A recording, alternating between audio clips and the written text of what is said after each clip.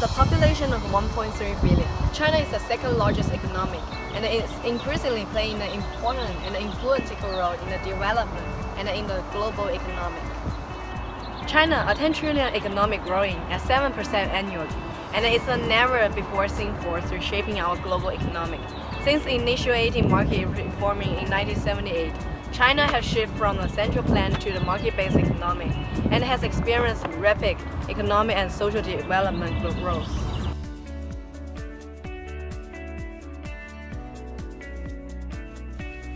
The People's Republic of China, 7% of the world landmass and 1/5 of the global population.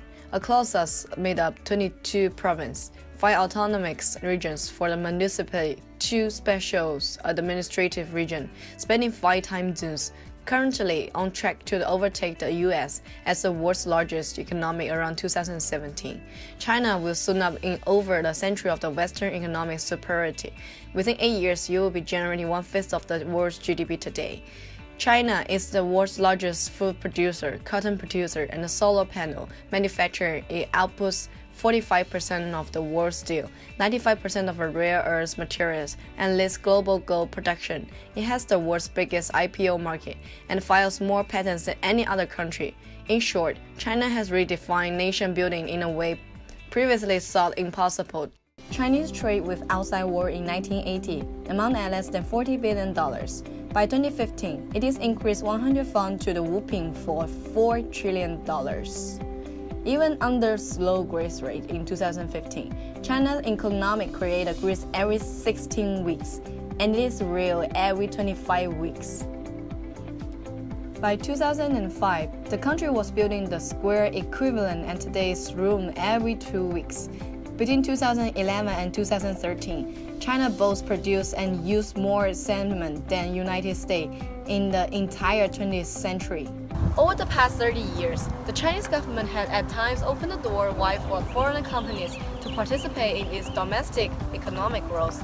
At the other time, it has kept the door firmly closed.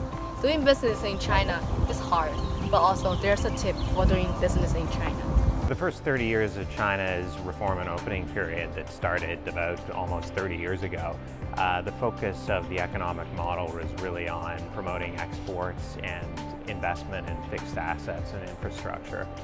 China's moving away from that model. It served it well, but it is a model that's slowing and unsustainable for the long term.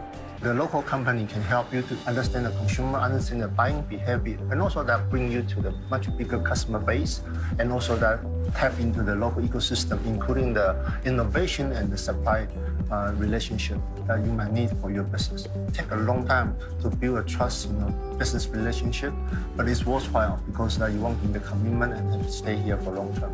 And also that trying to be able to contribute value in your partnership, set the right expectation so that you can have a win-win partnership to differentiate your solution service, expand your business in China.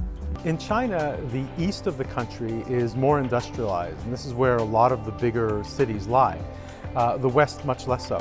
And in China, there are different tiers of city. Most people think that they want to do business in the tier 1 cities, which include Guangzhou, Shanghai, and Beijing. It's important to note that there are wonderful opportunities for people from Ontario to do business in cities in China that aren't in the east and aren't in tier 1 cities. It's a question of doing the right research, getting the right advice, and being open to opportunities. The always on, the mobile first customers, especially the middle class, emerging consumers, it's very important to build that digital partnership with all those partners to allow you to be able to expand your capability to be able to serve those emerging needs, particularly in the internet space and e-commerce and other social media areas. Exporting to a massive market like China might seem daunting at first, but there are ways to make it easier. Talk to the government agency like Austria about the market and join the Foreign Chamber of the Commerce to learn from business already operating in China. Also, research relevant taxes, custom duties, and regulation to make sure tariff won't price you out of the market. Advisor firm like Grant Thornton can help you with this. And they also have the great background check service performed by their China's office.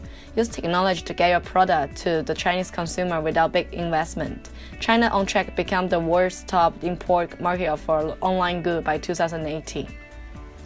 In conclusion, if you want to do business in China, you need to think about China is a large and competitive market.